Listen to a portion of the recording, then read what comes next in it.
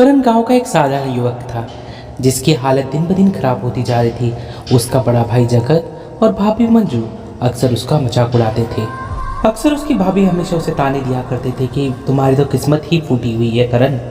करण की पत्नी राधा हमेशा उसका साथ देती, लेकिन गरीबी ने उनके रिश्ते में भी दरार डाल दी।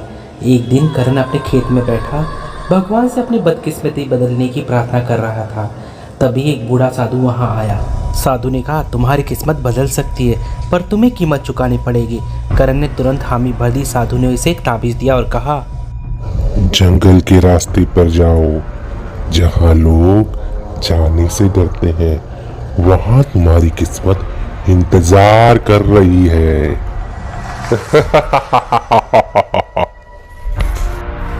करण ने उस रात अपनी किस्मत बदलने का फैसला किया।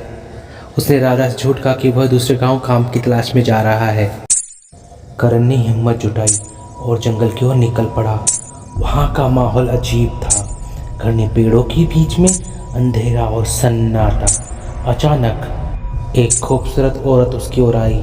उसकी आंखें गहरे नीले रंग की थी और उसकी मुस्कान रहस्यमयी। करण ने डरते हुए पूछा, तुम कौन हो? तभी वो बोल पड़ी। उसकी आवाज मीठी लेकिन बेहद डरावनी थी। मैं वो हूँ जो तुम्हारी हर ख्वाहिश पूरी कर सकती है। माया, मुझे सिर्फ तुमसे शादी करनी है। बदले में तुम्हें सब कुछ मिलेगा, धन, सोना, शोहरत, लेकिन एक शर्त है मेरी।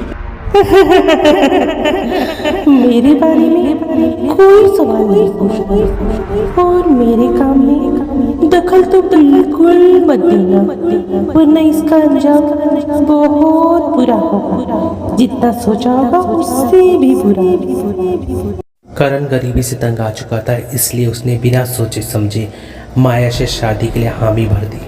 अमीरी के साथ अंधेरा। शादी के बाद करण की जिंदगी में चमत्कार होने लगे। खेतों में बम्पर फसल हुई। गांव के अमीर साहूकारों ने उसे बड़े बड़े सौदे दिए। उसकी झोपड़ी की जगह बड़ी हवेली ले ली। राधा को भी यह सब सपने जैसा लग रहा था, लेकिन हवेली में अजीब घटनाएं होने लगी। रात को अक्सर किसी के चीखने की आवाजें आती। मंजू ने कई बार माया को आधी रात को हवेली के पीछे वाले कुएं के पास जाते हुए देखा। मंजू को माया पर शक होने लगा। एक रात उसने माया का पीछा किया और उसे कुएं के पास खड़ा पाया। माया अजीब मंत्र बुदबुदा रही थी। कुएं से एक साया बाहर निकला और माया के आगे झुक गया। मुझे इंसानी खून चाहिए। वो साया गुर्राया। मंजू ये सब देखकर कांप उठी। वह जैसे तैसे घर लौटी और जगत को ये सब बताया कि यह औरत तो चुड़ैल है, उसने इस घर पर जादू कर दिया है। लेकिन अगले ही दिन मंजू की लाश कुएं में तैरती हुई मिली। आंखें खुली हुई थी और उसका चेहरा ऐसा लग रहा था जैसे मरने से पहले कुछ बेहद भयानक देखा हो। अब बारी थी जगत की। जगत ने अब माया पर नज़र रखना शुरू कर दिया। उसने देखा कि माया अक्सर आधी रात को हवेली की छत पर जाकर अजीब मंत्र पढ़ती थी। वह करण को समझाने की कोशिश करता था, लेकिन करण माया के जादू में पूरी तरह फंसा हुआ था। तुम मेरी पत्नी पर शक कर रहा है? उसने हमें सब कुछ दिया है और तू उसके बारे में ऐसे बातें कर रहा है। करण ने जगत को डांटा। कुछ दिनों के बाद जगत ने माया का पीछा किया। उसने उसे खंडर में देखा जहाँ वह अजीब काला साई के साथ बैठी थी। जगत ने यह सब कुछ राधा को बताया। राधा को बोला कि यह चुड़ैल है, ये हम सबको खत्म कर देगी। अब बारी थी राधा की। लेकिन उसी रात जगत अपने कमरे में मरा हुआ पाया गया। उसके शरीर पर खरोंचे के निशान थे। उसका चेहरा डर से सफ़ेद पड़ चुका था। राधा अब अकेली रह गई थी। उसने देखा कि माया की हरकतें दिन ब दिन डरावनी होती जा रही थी। एक रात राधा ने माया को एक कमरे में लाल खून से बने निशान बनाते हुए देखा। माया ने उसे देखते कहा, तुमने मुझे देख लिया, अब तुम नहीं बचोगी। मुझे माफ कर दो राधा। राधा भाग कर तांत्रिक के पास गई। तांत्रिक ने कहा, यह चुड़ैल है, इसे इंसानों की आत्माओं की ज़रूरत होती है। इसे ख़त्म करने के लिए तुम्हें इसे इसके असली रूप में लाना होगा, लेकिन ध्यान रहे यह बहुत ख़तरनाक होगा। राधा ने तांत्रिक की मदद से एक योजना बनाई।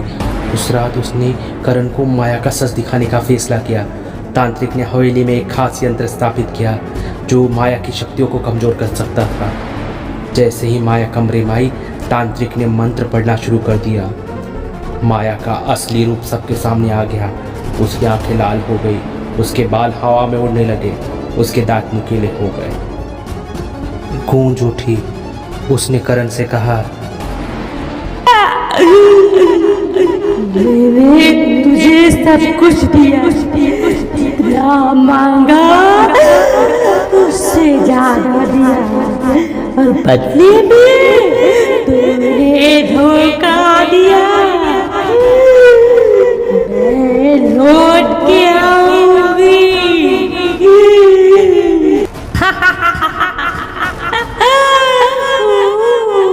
तुम सबने क्या सोचा मुझे कि मैं कोई छोटी मोटी भूत या चुड़ैल हूँ? 1000 सालों की आयु है मेरी। अब सबको मार दूंगी, और तांत्रिक तो बिल्कुल नहीं बचेगा। अब सब मार दूंगी मैं।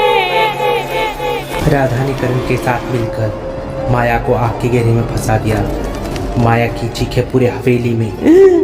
जब जब कोई मेरा नाम लेके रात को बुलाएगा, मैं आऊंगी। बस उसको बोलना पड़ेगा, माया आजा, माया आजा, आजा। मैं आऊंगी और बदला लेके रहूंगी। माया जलकर राख हो गई। माया के मरने के बाद करण ने महसूस किया कि उसकी लालच ने उसके परिवार को बर्बाद कर दिया। उसने अपनी अमीर छोड़ दी और राधा के साथ गांव छोड़कर कहीं और बस गया। कहते हैं रमकपुर में माया चुड़ैल आज भी इंतजार कर रही है। बस वो यही आवाज़ लगाती है हर दरवाजे पर जाकर, क्या मैं अंदर आ जाऊंगी? आने दो ना।